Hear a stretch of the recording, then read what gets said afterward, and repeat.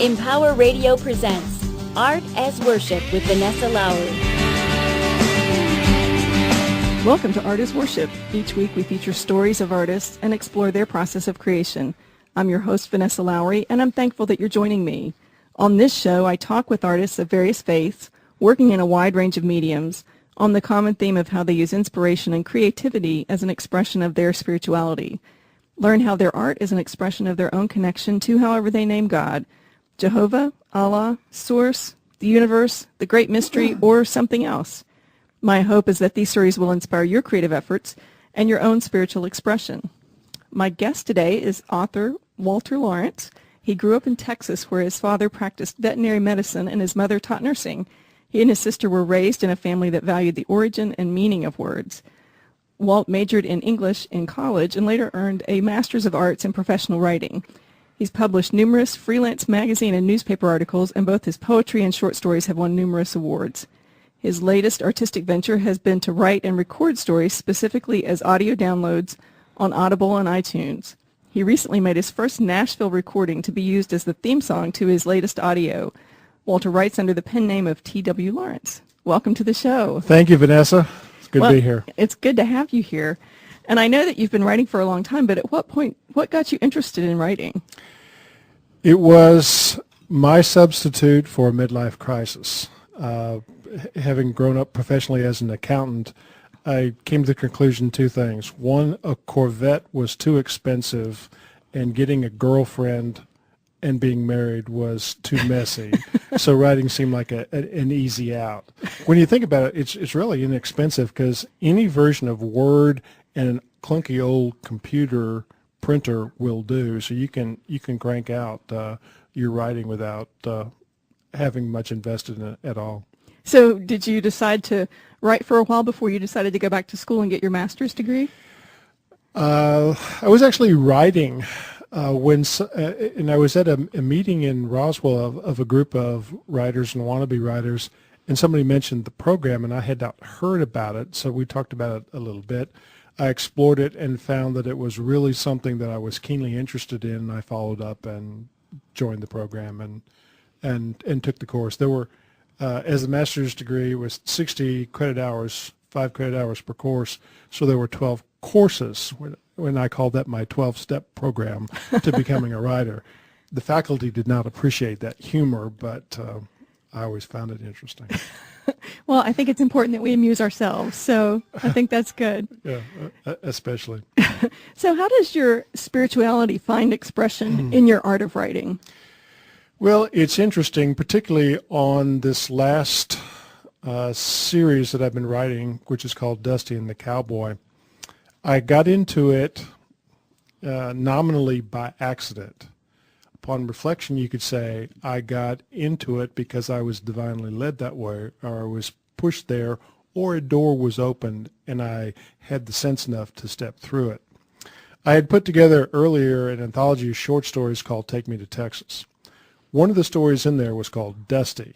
It was a very short piece. The original was only 257 words. I have since added a little bit to that. But later, the anthology was recorded as an audiobook. And I can remember very specifically the morning that I heard the first recording of Dusty. It was done by a DJ named Moby of Moby in the Morning, who has a very deep country/Texas sounding voice. And when he read the story, and I listened to it the first time sitting in my office at home on this chilly Saturday morning, I cried for several reasons. One, it was the first time I'd ever heard my words recorded and spoken back by somebody else, particularly somebody who was a professional. But then he did such a good job. He made the story come alive, and I got into the story as though I was a reader and didn't know how it came out. And the last part of it was that the character in there, who is the unnamed cowboy, turned out to be me, because the cowboy was looking for direction, and he asked for divine help, and he began his journey. And so it resonated with me at that level, and I said to myself, wow, this is something here that's bigger than the 257 words. When the anthology was put out into the public, and I actually had that one spun off as a separate track, and I have given it away. And folks can actually come to your website and download that, right? Yes, if they go to projectdusty.com, you can get a free download of that as an MP3, or you can just listen to it. It links to YouTube. But the response I'd gotten to it was good enough that people would say, where are the other stories? And I thought they were talking about the anthology, Take Me to Texas, and I finally realized, no, they were talking about because this was so short, this must be one of many. And I said, well, no, it's just the one. And they said, well, then sit down and write the others. And that's what I've done. And one thing has led to another, and following that path, it's been interesting, the doors that have opened. And when I think about it, it wasn't anything that I did by myself. I had help with this, and so I'm just following that path to see where it takes me. Well, and I know that as artists, we always have lots of ideas. So I am curious how you felt like this idea came to you, and then how it expanded, and what you decided to follow. Because I know you've had lots of different ideas of how to expand these cowboy stories and these stories of Dusty. Well, I was an English major as an undergraduate years and years ago, and one of the things that we studied was Edgar Allan Poe. Poe said something that was interesting and just stuck with me all this time. He said, there is nothing more beautiful to contemplate, or there's nothing,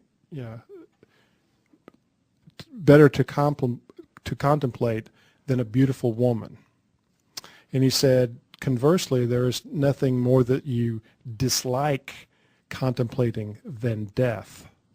So that, as he did often in his stories, the death of a beautiful woman is good and bad at the same time, and that is therefore poignant. So realizing that there is power in the dealing with death as a theme in your art, in my writing. So the sequel to Dusty dealt with that. One of the characters dies, and the character Cowboy has to deal with that. And in doing that story, when I put it together and I got what I wanted out of it, that's when I knew that there was merit to doing a series of these same two cowboys. In terms of divine inspiration and divine intervention, the idea for the through story in the second piece, which is called Biscuits, came when a friend of mine out of the blue, we don't usually exchange this kind of information, he said, here's a contest you might be interested in. It's 2,500 words or whatever, but the requirement in the story that they required was that you had to write about a lady's locket. You had to include a description and how the author came about having that locket or viewing that locket. And when I saw that, I thought, just another contrived contest, and I set it aside. Then I picked it back up again, and I thought, locket, that's pretty good. I could write a story about the cowboy and Dusty surrounding that, and that became Biscuit.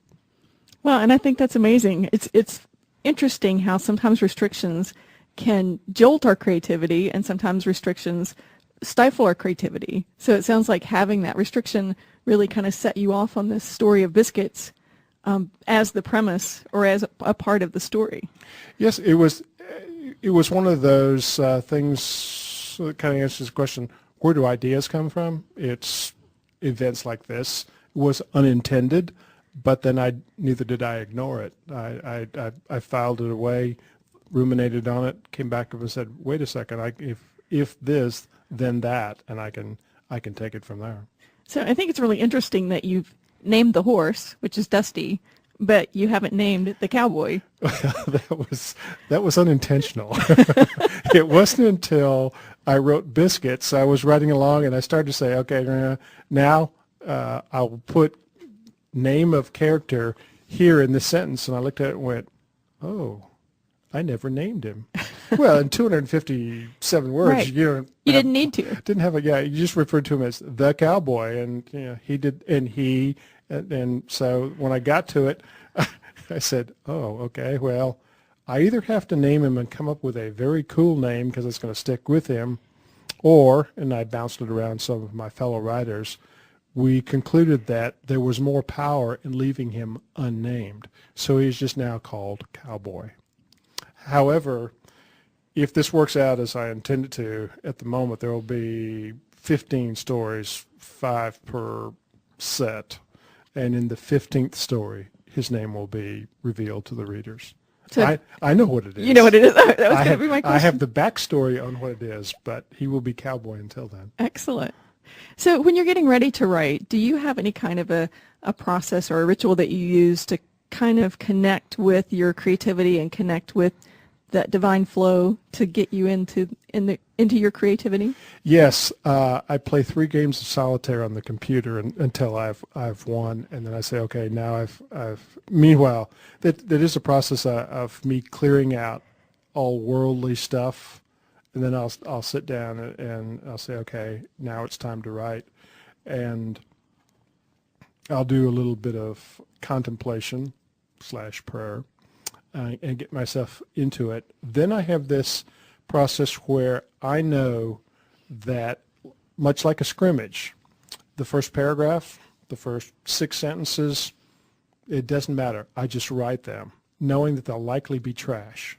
But it kind of gets me going. It's kind of like an old locomotive, the wheels spinning on the track, and then they finally get traction and go. And so I'll do that, set it aside, and then start over, and then write for real. It's kind of like, okay, I'm warmed up now. Oh, so you actually set it aside and start with a fresh sheet. Yeah, for the most part, I'll in knowing that it's not going to be critical, I have complete freedom to write as bizarre or as nonsensical or as ungrammatically correct as I need to be, just to kind of find wherever that button is in the back of my brain. It finally goes, oh, here I am. And once I know that I've touched that, and I say, okay, now I can. Now, it's like putting on your hat. It's kind of like, okay, now I put on my hat and I'm ready to write. Well, and I know that you still got your accounting business, and you also have a lot of things as a business owner that you have to manage. Do you find that you're able to write every day? I do write every day. It's not always creative writing. It's not always fiction, but I do write, whether it's business letters or long emails where I'm explaining things to parties that I deal with, that kind of thing. But I do write every day. So do you find that your regular work and your business writing taps into a different part of your creativity than your fiction writing does? Yes, and there are times when if you've had a particularly busy day or dealt with some tedious or heavy problems, that it does sap your creative energy. You at some point you just have to kind of set that aside. But then, interestingly, I'm both a night owl and a morning person. So you just don't have to sleep at all, is what you're saying? No, that's not true. I can't be in both in the same day. I can either be very energetic in the morning and then fade and not do anything, or I can work and set aside and then be creative up until I crash. So downtime either at the beginning or the end. It drives my wife crazy that I'm a morning person because she is not. So I tend to default to doing that in the morning anyway. So do you need a certain amount of time to kind of get into creative writing, to feel like you've tapped into your creativity? Deadlines help.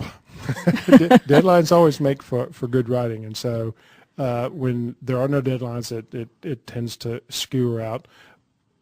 But it's good to try to get. I'm not one of those people who says I have to write 100 words or 500 words a day and then put that in a stack and do it. It's when I get caught up in what I want to write, I can write for hours and hours and hours and lose track of time. So it's very episodic. So I know that writing is a very solo type of activity for the most part. And then I've been privileged to work with you on actually designing some of your book covers and your CD covers and that kind of thing, which is a very collaborative process. You are, in fact, my graphics department. I'm very honored to do that. So do you find that your creativity works differently when you're when you're creating solo versus when you're creating in collaboration either with me or with someone else? Well, it depends on how you define collaboration, because every artist has to collaborate. You do not create things in a vacuum, period. Otherwise, you'd just be off in a cave somewhere and come back with the Sistine Chapel. It's kind of like brainstorming, which I have done professionally, and I do with different groups and different people. Everybody has a story. Everybody in this world. It's one of the reasons why I talk to strangers. I want to find out what's that cool story that they have. So they tell me this little story. I take it, I file it away, or I remember it. And then as I'm writing later on, and I'm looking for a scene, or I'm looking for what will fit here or that, my mind will pull out that, say, remember when you met so-and-so and he told you that story? I go, I can use that. So it's like at a breakfast meeting I had today, one of the gentlemen at the table was trying to describe a situation about speaking truth to spouses, and he made the statement, women like shiny things. I thought, that's a silly thing to say, but I filed that away, and it will come out and it'll show up in a story. Yeah, as you said, that's destined for a story somewhere sometime, that either to be used as good or bad, that will come up. So it's being receptive when people do that. It's one of those things that people cross your paths for a reason that you don't always know to start off with. That's why I don't reject discussing anything with anybody, is because in the essence of that, it's kind of like playing the 7 Degrees of Kevin Bacon or something like that. When you finally get into doing that, you'll get to what you have in common, and what you have in common is an idea that will be motivating to you to some extent, and that motivation translates into creativity. Now, that's just like having a lot of ingredients. You still have to make the cake. Right. But it's good to have lots of ingredients to choose from. Choices are always better. Choices are always good.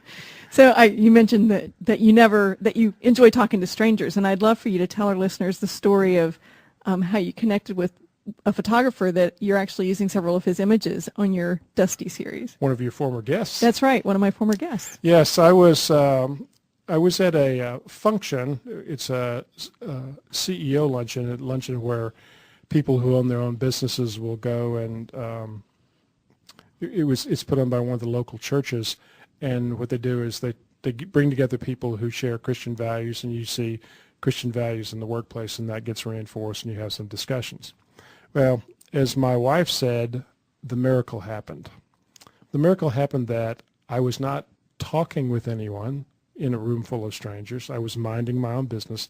I was actually waiting on somebody to show up, and at this club that we were at, the entry is through a spiral staircase, and I knew that the person would be coming up the spiral staircase, so I was standing at the rail on the other side so I could see him come up. There was this fellow who was up against the wall, the glass wall there, reading his email on his cell phone or whatnot, an older gentleman, and I just saw he was there and was waiting for my friend to show up. And then I realized that the older gentleman had come and he was standing, elbow to elbow with me, and he said to me, I haven't spoken to anyone here. Would you like to chat? Who, me? I said, sure. What do you do? And then he proceeded to say that he had been a fashion photographer.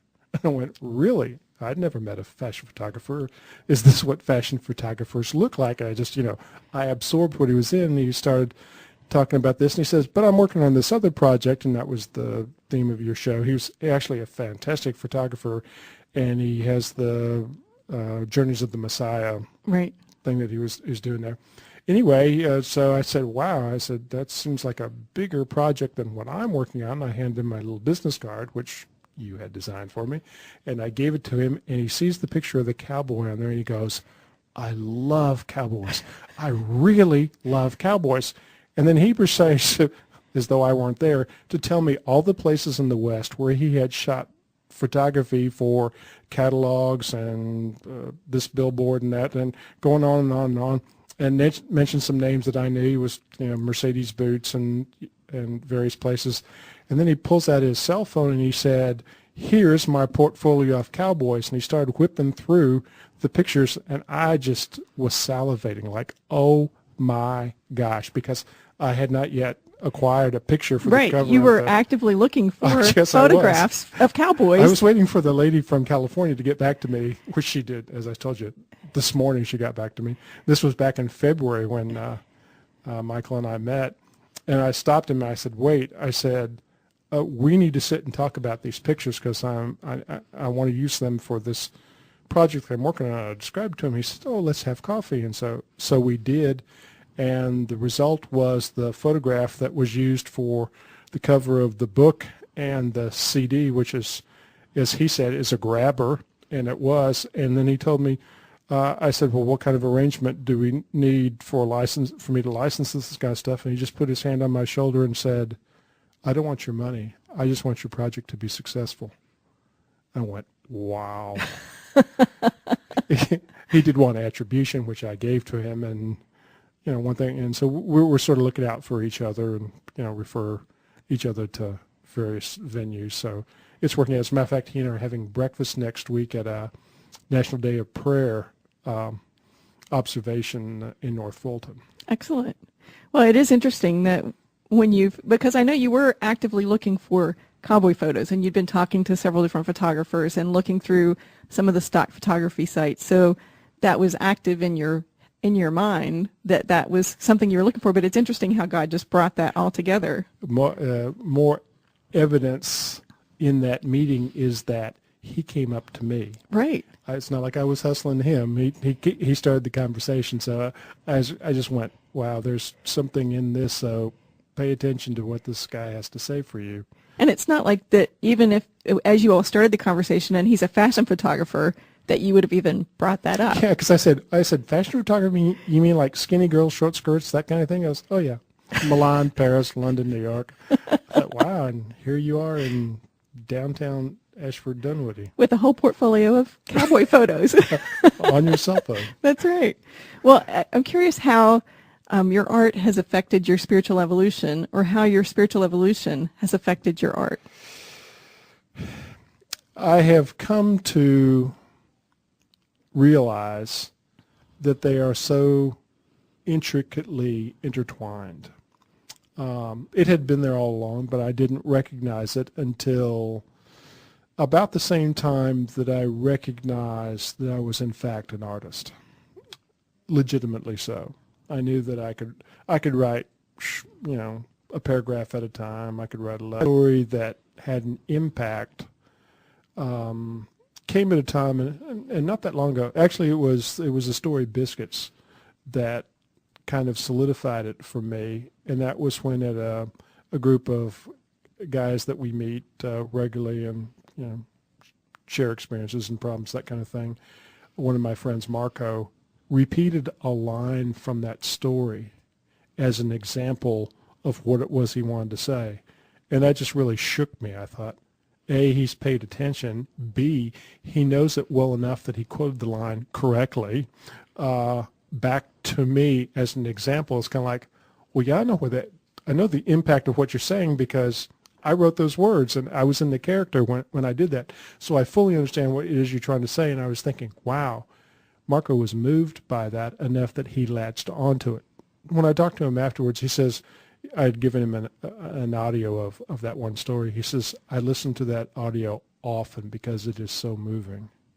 And so I went, okay, if I can reach a hardened, crusty, world experience guy like Marco, then there is talent in the words, A, and B, if I'm being used as an instrument to address whatever issues Marco was working on when he read that, then that is part of something bigger than me, and the two intersect at my writing and the distribution, and so it's undeniable.